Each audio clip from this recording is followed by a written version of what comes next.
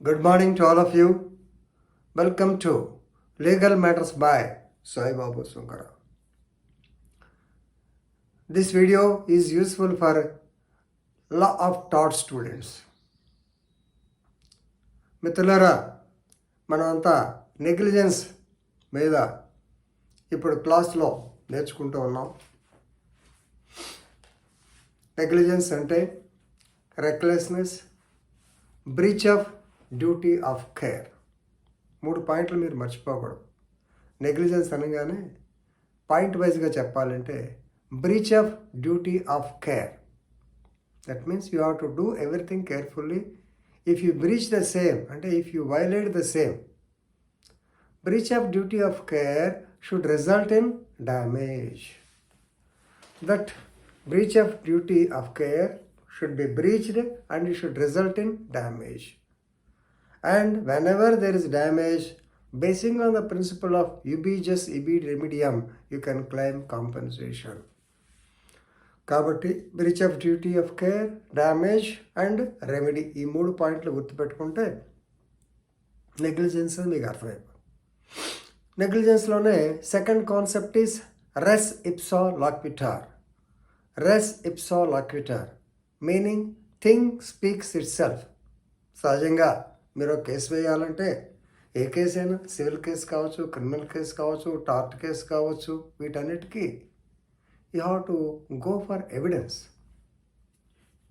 ఒక కేసు రుజువు చేయాలంటే ఖచ్చితంగా దాన్ని మీరు సాక్ష్యం ఉండాలి. అటు పోతున్నా చూసాడు, ఇటు పోతున్నా వాడు గిచ్చేటప్పుడు చూసాడు, ఏదో ఒకటి ఉండాలి. ఆ సాక్ష్యం మెటీరియల్ ఎవిడెన్స్ అయితే, ఫోటో అయితే, వీడియో అయితే, అక్కడ పడి ఉంటే then it speaks hundreds of witness. ఒక 100 మంది సాక్షులు చెప్పిందో అదే చెప్పదు. కాబట్టి ఫర్ ఎగ్జాంపుల్ ఒక టవర్ పడిపోయినప్పుడు దాన్ని వీడియో తీస్తే 100 మంది సాక్షులు చెప్పేది దానిలో చెప్పినట్టు సమానం. రెస్ ఇట్స్ ఇక్కడ పడిందే మనకు అర్థమైపోతున్నాయి, ఇంకా సాక్షులు అక్కర్లేదు, ఇంకా చెప్పక్కర్లేదు అని పనిష్మెంట్ ఇచ్చేయవచ్చును. This is the concept of res ipsa loquitur. ఈ కేసుకి మీకు municipal corporation of Delhi versus Subhagwanti చెప్పడం జరిగింది. ఏ సంవత్సరం? 1966. చాందినీ చౌక్లో ఉన్నటువంటి మున్సిపల్ క్లాక్ టవర్, గతంలో టైం తెలియటానికి మున్సిపాలిటీ వాళ్ళు ప్రతి ఊరు సెంటర్లోనూ క్లాక్ టవర్స్ పెట్టేవాడు. సైరన్ వచ్చేది, ఈయన 8 గంటలకు మార్నింగ్ సైరన్ వస్తే 8 o'clock అని అర్థం, మధ్యాహ్నం 1 గంటకి, రాత్రి 8ంటికి అలాగా వచ్చేది. అప్పుడు ఈ సెల్ ఫోన్లు, వాచీలు ఉండేవి కాదు కదా. సో ఆ టైంలో అది 5 అంతస్తుల క్లాక్ టవర్, ఆ పైన క్లాక్ పెట్టారు. దాన్ని మెయింటైన్ చేయటం అనేది మున్సిపాలిటీ ఆఫ్ ఢిల్లీ వాళ్ళ యొక్క బాధ్యత. సో వారికి రకరకాల ఇంజనీర్లు ఉంటాడు. సో ఆ దరిద్రం ఏంటంటే ఒకరు ఆ రోజున on the fateful day husband of the so called Subhagwanti, ఆవిడ భర్త నడిపోతూ ఉంటే మొదట్లో ఆ క్లాక్ టవర్ యొక్క మామూలుగా పై అంతస్తు కూలి రెండో దాని మీద, మూడో దాని మీద మొత్తం కింద పడిపోయినాయి. ఆ పడినప్పుడు పాతకాలం కట్టడం కాబట్టి ఆ యొక్క ఏమంటారు కాల్షియం అంటే సున్నపు కోరుకి పక్కనుండే వాళ్ళు వాళ్ళ మీద వ్యాపించి ఆ దుమ్ము ధూళికి చనిపోయారు. మీద పడి కాదు చనిపోయారు. అది ఎవరో ఫోటోను, ఆ కాలంలో వీడియోలు లేవనుకుంటూ ఫోటో తీసి ఉంటారు, లేకపోతే అక్కడ సంఘటన చూస్తే చాలు రెస్ ఇప్సా లాక్విటర్ అని there is negligence on the part of the municipality అని చెప్పి వాళ్ళ మీద పెట్టడం జరిగింది. అది మీరు నోట్స్లో ఉంది. నోట్స్లో నేను కేసు ఒకటి చెప్తాను. That is municipal corporation of Delhi versus Sushila Devi 1999. ఇది కూడా చాలా మంచి కేసు. ఎందుకంటే మున్సిపాలిటీ వారు దీన్ని లేటెంట్ డిఫెక్ట్, అసలు మాకు తెలియదే అన్నారు. అయినా సరే కోర్టు ఖచ్చితంగా మీరు నెగ్లిజెన్స్ కిందే ఫిక్సప్ చేసింది.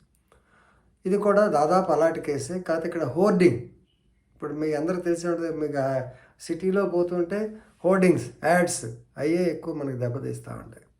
సో సుశీలాదేవి భర్తని ఈ యొక్క he was passing by the road but A hoarding కాదు చెప్తాను, branch of a tree. Okay, ఇది ఒక చెట్టు పడిపోయింది, చెట్టు కొమ్మ ఇతని మీద పడింది, విరిగి పడిపోయింది, చనిపోయాడు. సహజంగా మన హైదరాబాద్ జూబ్లీ చెక్ పోస్ట్ దగ్గర హోర్డింగ్ పడి చనిపోయాడు అనుకున్నాను, ఇది ఢిల్లీ కాబట్టి. He died due to the fall of the branch of the tree. దీనిలో మున్సిపాలిటీ వాళ్ళకి నెగ్లిజెన్స్. ఎందుకంటే when the tree tries to wither away, అంటే చెట్టు పోయేటప్పుడు దాన్ని కొట్టేయాల్సిన బాధ్యత మున్సిపాలిటీ వారు. మీరు చూస్తూ ఉంటారు అప్పుడప్పుడు ఎలక్ట్రిసిటీ డిపార్ట్మెంట్ వాళ్ళు వచ్చి కొమ్మలు కట్టేసిపోతారు. అది తెలియక మోటార్ సైకిల్ మీద దాని మీద పోయి దెబ్బలు తినేవాడు ఉంటాం. అలా కాకుండా ఇక్కడ ఆ యొక్క చెట్టు ఎండిపోయి ఉంటాం, ఫోటో తీసి ఉంటారు ఎవరు.